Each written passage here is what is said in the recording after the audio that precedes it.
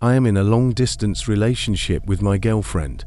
We take turns visiting each other. I live in Canada, and she lives in Australia. About 2 years ago I visited her in Australia, where she lives with her mother. It should be clarified for understanding that her room is sort of an extension to the garage, meaning you have to go through the garage to get into the house. A few weeks passed after I arrived, when one day I woke up around 1:00 a.m. and saw that the room was lit up with a red light. I looked up at the ceiling and saw a black figure crawling across the ceiling. She moved in a way that no human could. It seemed like every bone inside her was broken. I started screaming and woke up my girlfriend. She woke up, looked up at the ceiling and started screaming too. Instinctively, I grabbed a pillow and threw it towards this figure. I don't remember anything. After that, it was like darkness engulfed me, and I didn't wake up until hours later. My girlfriend was asleep, so I assumed I had dreamed the whole thing. I had to go to the bathroom. I got up and walked through the garage to the main house. I have to say that the door between the house and the garage there is pretty massive, and it clicks loudly when you open or close it, so as not to wake up my girlfriend's mother, whose bedroom is not far from the entrance. I tried to open the door as quietly as possible. The door opened, and sure enough, it clicked loudly. My girlfriend's mother woke up and started screaming. I figured I had woken her up and scared her. I went back quickly to my girlfriend, woke her up, and asked her to calm my mother down. She left and came back only after about 20 minutes and asked me if I had seen something strange in my dream. I told her about the red light and the strange figure. Her eyes rounded, and she said she had seen the same thing. And then she added that when I opened the door to the house, my mother heard me and woke up. But she wasn't scared because of me, but because she saw a black silhouette standing in front of her bed. She, like me, seemed to lose consciousness and woke up only when my girlfriend started to shake her.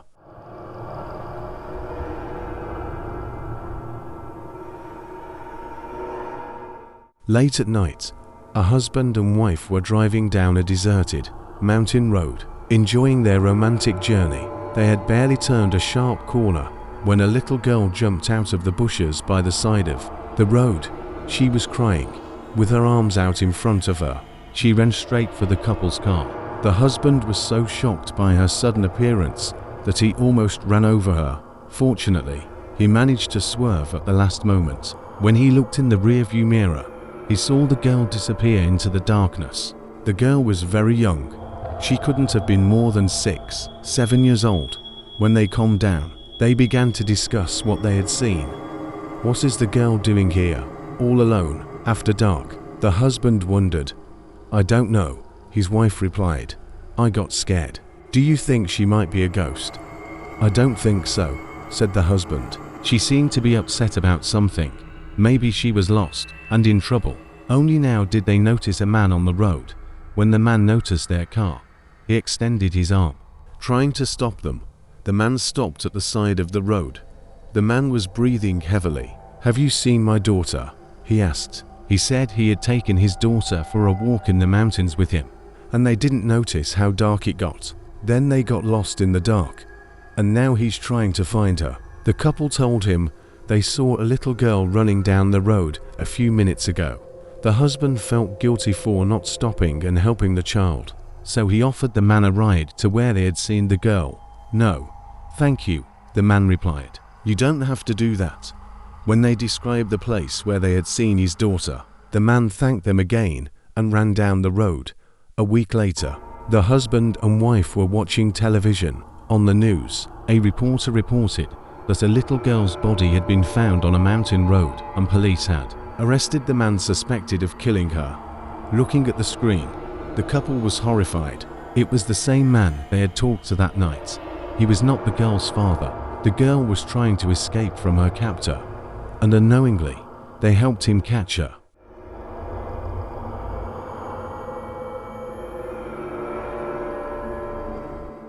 It started in my childhood, when I was about 10 years old. My street is located on the outskirts of the village, next to a field and woods. My friends and I always like to walk in that field. There are a lot of interesting and mysterious places, and once we went there with my friend. The road was on the edge of the field. On one side were thick bushes growing in a ditch with dirty water. On the other side was a field. We were walking and I saw some things lying on the road. We approached and looked. A big plastic doll with curly blonde hair, all dirty, looking with one eye. I took it upright in my hands, and the second eye opened, but the first one wouldn't close, no matter how I twisted it. Even when I tried to close it by force, it wouldn't close and stared at me piercingly. It was quite unpleasant. Next to it on the ground lay a broken and flattened dirty little doll stroller, and next to it, a skull. It looked like a dog's or puppy's, probably, without a lower jaw. We decided to throw this nasty doll away. I took her by the hair and threw her as hard as I could toward the bushes. It fell in the middle of the bushes and slammed into the muddy water. I tossed the skull in the opposite direction and pulled the baby carriage aside and tossed it to the curb.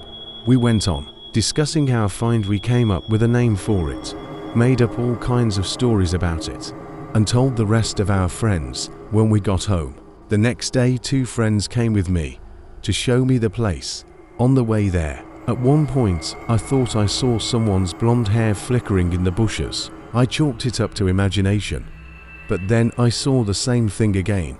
When we finally got there, I showed and told everything, but I couldn't find the doll. A few days later, one of my friend's favorite dogs disappeared without a trace. Soon another's purebred cat disappeared. Disappearances of small animals continued intermittently for about a year. I personally had a cat go missing and then a kitten. During that time, we went to that field many more times and noticed strange things there. There were also many times we found individual bones, animal skeletons and skulls scattered across the field. Once in the bushes, we found a big dog with a hole in its belly. Then one day I was walking down the road with the same friend we'd found the damn doll. Suddenly she whispered to me, "Run." We took off, and already at home she said she saw the doll standing in the middle of the field, looking in our direction. There is another incident I particularly hate to recall. I was walking in the field and I hit a hole with my foot. There, at the bottom, was something soft. When I looked closely, I saw that it was a piece of a dog's torso, the back legs, pelvis, tail, and part of the belly, and the hole itself had clearly been recently dug by someone. After about a year, the disappearances stopped. Soon after that, on a summer day, I found the same doll in a field. It was lying about 100 yards from where I had thrown it into the bushes. The face and torso were almost completely melted, as if someone had burned the doll, but the arms and legs and hair were almost unscathed.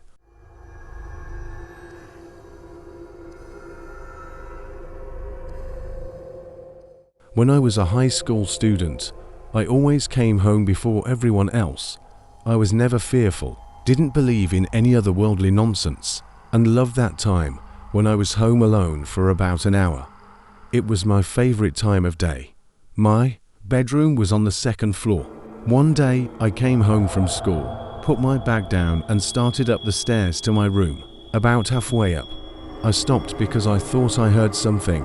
I listened, and I heard a children's tune, like the kind you hum when you do round dances, only very slow. I could hear it clearly. It was coming from my room.